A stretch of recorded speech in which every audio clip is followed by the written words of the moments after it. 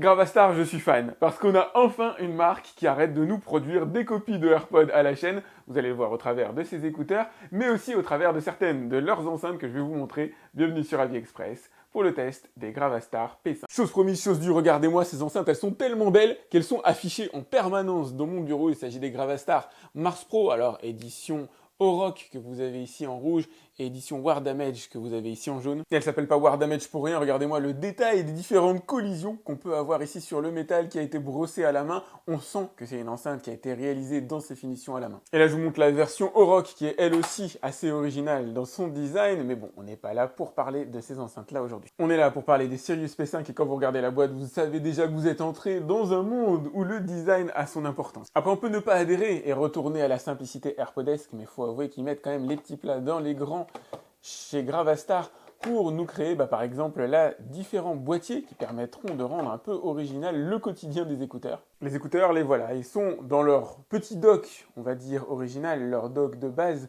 qui inclut une batterie de 500 mAh qui permettra de recharger 5 fois les écouteurs à l'aide du port USB-C que vous avez ici, et bien sûr de la batterie inclus. En ce qui me concerne, j'ai pris le pack 3 boîtiers de protection que vous avez ici, je vous les montrerai dans un instant. Il suffit de mettre le petit dock directement à l'intérieur, de refermer, s'éclipser à l'aide du bouton que vous avez juste ici, vous appuyez pour réouvrir. J'apprécie aussi, alors c'est assez original, les petites encoches que vous avez là permettant de mettre des Lego dessus. Tenez, d'ailleurs j'ai fait 2 pas jusqu'à la chambre de mon fils, ça permet de les personnaliser encore un peu plus. Il y a même ici une petite anse pour pouvoir venir fixer d'autres accessoires. Et pour changer de dock de chargement, il faut appuyer ici pour faire sortir directement les écouteurs. Hop, je vais changer, je vais essayer celui-là. Bon, un peu moins stylisé, un peu moins personnalisé, je trouve. Mon deuxième préféré, c'est clairement celui-là, tout simplement parce qu'il a été réalisé en métal. Alors ça alourdit bien sûr le poids global des écouteurs, mais il est quand même très très sympa. Mais bon, le plus cool, c'est clairement celui-là, parce qu'on peut ajouter des Lego dessus. Je vais lui mettre un petit Ninjago, sachant que vous pouvez aussi fabriquer vos propres Lego personnalisés, plus ou moins à votre effigie sur leur site. Attention par contre à l'éjection lors de l'ouverture du boîtier. Regardez, même l'ouverture est cool ici, ils ont créé une espèce de tube lumineux lorsque vous appuyez sur le bouton pour ouvrir. Vous avez le tube qui s'allume façon présence d'éléments radioactifs à l'intérieur. Et voilà connecté, j'utilise le codec aptX. Et voilà le design des écouteurs d'un peu plus près. Alors bien sûr, forcément, on reste dans un esprit typé AirPod. C'est quand même le style aujourd'hui qui fonctionne le mieux sur le marché. Et c'est vrai qu'il convient très bien à ce genre d'écouteurs. Vous avez ici ce que vous allez mettre au niveau de l'oreille. Comme vous pouvez le voir, c'est pas du tout intrusif. On est sur des écouteurs normalement qui ne devraient pas générer de pression au niveau du pavillon. Un design assez sympa, somme toute amélioré ou en tout cas retravaillé par rapport à de simples AirPods. On notera qu'ils font 5 grammes et n'intègrent pas par contre de technologie de réduction de bruit active. Ils ont par contre de l'ENC, de la réduction de bruit lors d'appels téléphoniques. Je vais les mettre à l'intérieur des oreilles. On a un diaphragme de 12 mm à l'intérieur, donc c'est quand même un haut-parleur relativement gros. Et les écouteurs tiennent très bien dans les oreilles, c'est très agréable, c'est très doux, c'est de forme très arrondie, ça épouse réellement le pavillon de l'oreille, ça tient bien sur la tête, ça se bouge absolument pas, vraiment c'est nickel. Dans l'absolu, vous allez même pouvoir faire du sport avec eux, d'autant qu'ils ont une certification qui protège des projections d'eau. Au niveau fonctionnel, c'est assez complet, donc vous avez le play pause, on est sur une interface tactile, si vous appuyez une fois sur l'écouteur, hop, vous mettez pause. Si vous appuyez une fois, vous mettez play. On a un petit côté croustillant lorsqu'on appuie dessus qui n'est pas particulièrement agréable. Si vous appuyez 2 fois, vous passez à la piste suivante. C'est bien sûr 2 fois sur l'écouteur gauche, piste précédente. Vous appuyez 3 fois sur l'écouteur droit pour passer en gaming mode, pour avoir un mode low latency, avoir moins d'écart entre l'image et le son lorsque vous jouez aux jeux vidéo. Vous appuyez 3 fois sur l'écouteur gauche pour lancer l'assistant vocal. Lance Katy Perry Roar sur YouTube. Alors, voici Katy Perry, Aurore, c'est bon, il m'a lancé exactement ce qu'il faut.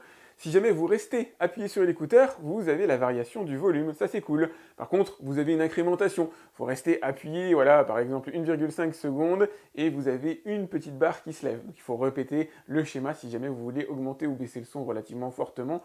Ça aurait été plus cool de faire slider. Le vrai absent, c'est finalement le play pause lorsqu'on sort les écouteurs des oreilles, ça manque un peu. Au niveau de la scène audio, les Sirius P5 font clairement la part belle à la basse et au grave, nécessitent un léger réajustement à mon goût, avec un égaliseur. Je vais avoir tendance à accentuer les fréquences les plus aiguës, à réaccentuer sensiblement les voix qui sont globalement plutôt bien définies dessus, que ce soit pour la partie chanson ou la partie film. Je vais essayer de vous faire écouter un petit peu alors de musique ou de vidéo. Allez, comme d'hab, j'ai positionné mon micro directement sur l'écouteur. Forcément, le son est amoindri en matière de qualité via la retranscription. Mon micro n'est pas parfait.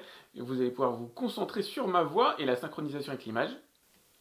Salut à tous et bienvenue sur AliExpress pour mon grand comparatif annuel des aspirateurs balais.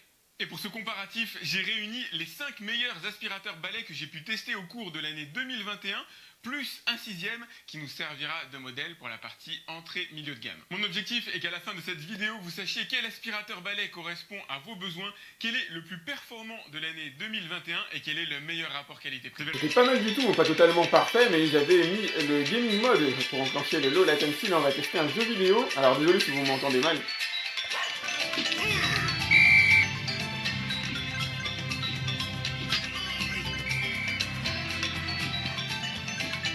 Je vais faire exprès de me prendre un photo. Ouais, il y a un petit temps de latence, mais bon, ça fait peut-être bien mon téléphone.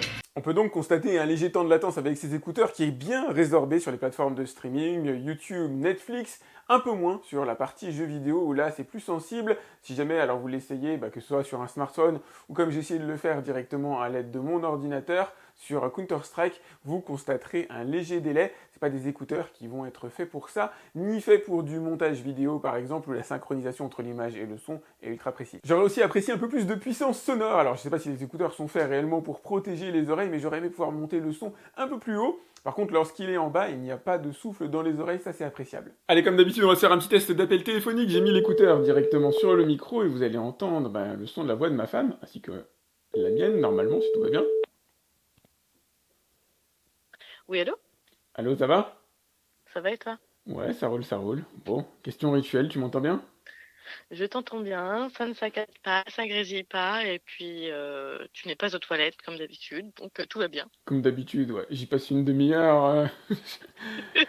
Tu m'entends pas faiblement? Le son, ça va, un bon niveau de puissance. J'ai entendu un commentaire comme quoi ça manquait un peu de patate. Bah là, écoute, parfaitement. D'accord, nickel. Et parfois, pour certains, je t'entendais fortement. Là, j'ai envie de te dire suffisamment pour que je puisse comprendre tout. Non, non, je t'entends bien. Bon, nickel. Merci beaucoup. Ces écouteurs Sirius P5 remportent une véritable palme en matière de design. Alors déjà, les écouteurs en eux-mêmes sont beaux. Le fait d'avoir des docks, des boîtiers de chargement un peu plus original que ce qu'on va trouver dans le commerce habituellement, ça aussi c'est cool parce qu'il y en a marre des AirPods quasiment systématiquement. La marque de manière générale fait des produits extrêmement originaux. Je suis fan de leur enceinte, alors que ce soit au niveau du son ou au niveau du design, au niveau du son ici, ça tire quand même pas mal sur les graves. C'est dommage de ne pas pouvoir s'affranchir d'un égaliseur pour venir obtenir une tonalité qui, moi, va me plaire plus, mais ça va dépendre aussi du type de son que vous allez avoir envie d'avoir dans les oreilles. On a une bonne autonomie derrière, à peu près 8 heures. Vous avez un dock de chargement qui permettra de recharger 4 à 5 fois les écouteurs. Ils ont été globalement bien conçus. La fonction de réduction de bruit, alors fonctionne bien, de latence, fonctionne bien avec YouTube, avec la partie vidéo, un petit peu moins avec la partie jeux vidéo. Fonction réduction de bruit, elle, est à concentrer uniquement sur les appels téléphoniques. Si vous avez du vent en extérieur, ça va permettre de réduire un peu les bruits parasites, par exemple le train, métro, RER, tout ça. Leur expérience est donc un peu plus solide pour moi pour la partie enceinte par rapport à la partie écouteur. En tout cas, j'espère que vous avez apprécié cette vidéo. N'hésitez pas à la liker, vous avez le lien dans la description pour aller voir combien coûtent les écouteurs, combien coûtent les enceintes, revoir aussi les tests que j'ai effectués sur la génération Gravastar Mars. J'avais fait aussi une test de leur mini enceinte, la génération Vénus. Ça vaut le coup d'aller jeter alors un petit coup d'œil et surtout d'oreille et de me faire un retour si vous avez acheté ces enceintes. N'hésitez pas à me dire ce que vous en pensez directement dans les commentaires, c'est important pour moi. Pensez aussi à vous abonner à ma chaîne si ce n'est pas déjà fait. Et moi je vous dis à très vite pour un autre test sur AliExpress. Salut!